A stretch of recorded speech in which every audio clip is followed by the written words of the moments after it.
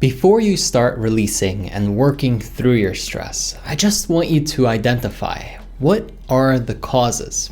What area in your life is actually loading it on? Because often it's multiple areas. Sometimes it's across the whole board.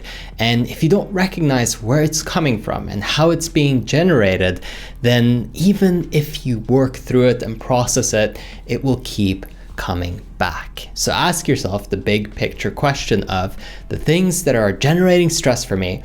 Is it because I need to work through it? Is it because there's an issue within myself and I'm not dealing with it well? Or is it because I'm putting myself in an environment that's going to continue to create the same response, the same result? And an easy way to gauge whether or not you should stay and keep indulging and continue to pursue those areas and continue to push yourself out of your comfort zone or into the stress is to simply ask yourself, well, what about other people? How do they respond in the same situation? What's most common? What's normal? Because it gives you a little bit of an indicator of whether or not you need to work on and build up your resilience and your ability to process it.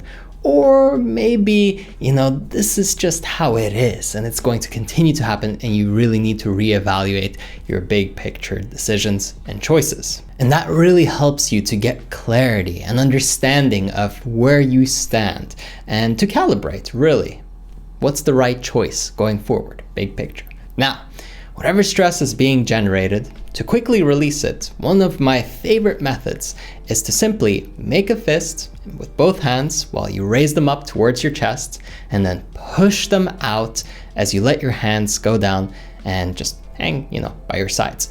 And if you say the words, let go as you build up and release as you let go, then it actually really helps to condition your mind in state shifting, in really getting back control, being in charge, because you can demand yourself to shift, to change how you feel, to change how you think. You are in charge. Of course, your subconscious will run the show, but only so long as you don't intervene. The moment that you decide, I don't like how I'm responding to these situations, I don't like this tension that's building up, I want to let go of all this stress, I don't want to carry it with me, I don't want it to keep building up.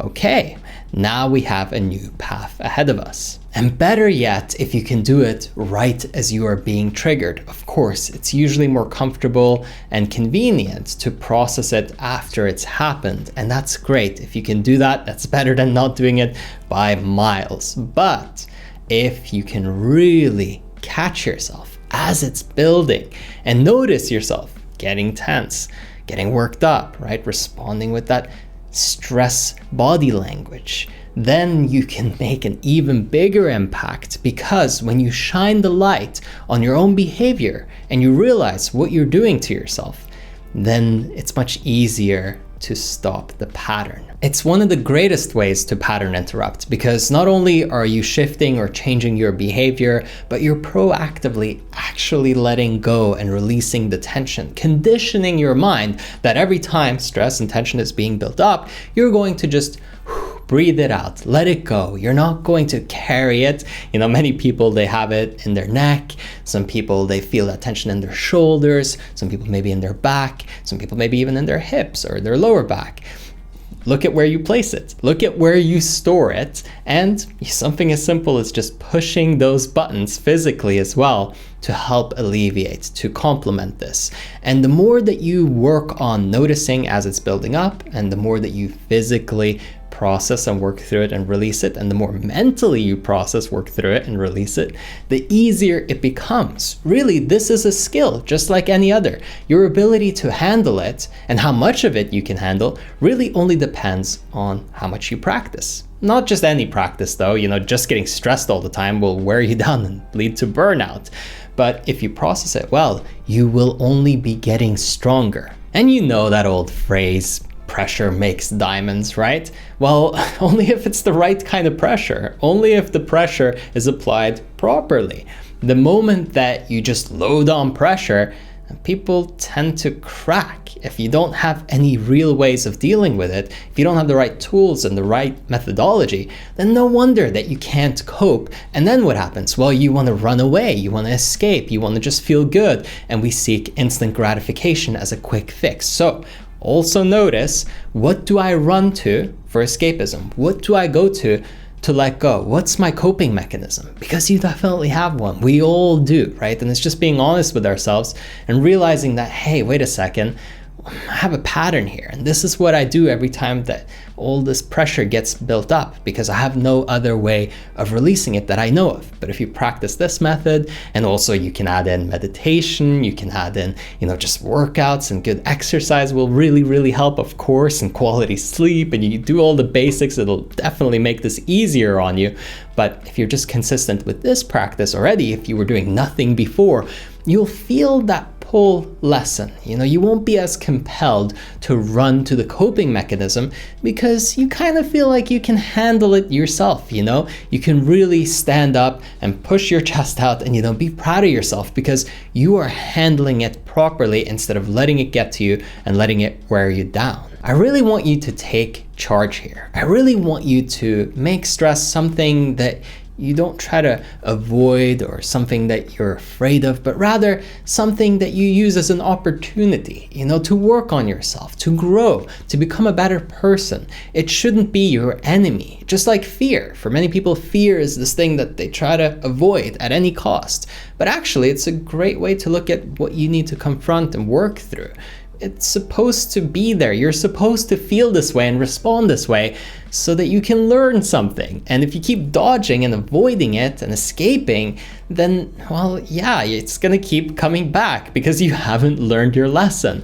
And when I realized that, and also the same, of course, with, over 1,000 clients that I've worked with at this point, it's just so much easier to understand yourself and to understand why you behave the way that you behave. The moment you realize what's driving your weird behavior that you don't like, it's much easier to shift it and change it. You have more of a say. You're not just a victim. You're not, just reacting to what's happening. You're actually in control, and you have so much control in your life. If you keep being intent, if you are decisive about how you want to show up to handle the pressure, then the pressure becomes your friend, something that's in your favor, not against you, not something that you have to be afraid of or escape from, something that you can really grow from and gain mastery. Because the better you get handling stress, the more valuable you are, generally speaking, in social situations, in your relationships, all across the board in your career, probably. Every area of your life, it will get lifted and elevated by your ability to deal with difficult situations. So, are you going to let stress keep building up and generating, carry it, be all bogged down, heavy, overloaded, right? You can barely sustain your own existence. You can barely feel alive. You're just so, escapism focused, and you can't handle it and you feel weak? Or are you going to be proactive? Are you going to take charge? And when it comes up, let go and release. Let go and release, because you can work through it. You have that ability, you have that skill now. And of course, if you want even more help, support, coaching, and guidance week over week, then I invite you to jump over to erafael.com. Over there, you can book a one-on-one call with me directly. We'll speak and see if it's a good fit. And if so, I can't wait to work with you personally. Again, link is in the description, erafael.com. As always, I hope that you enjoyed this one, and I will catch you on the next one.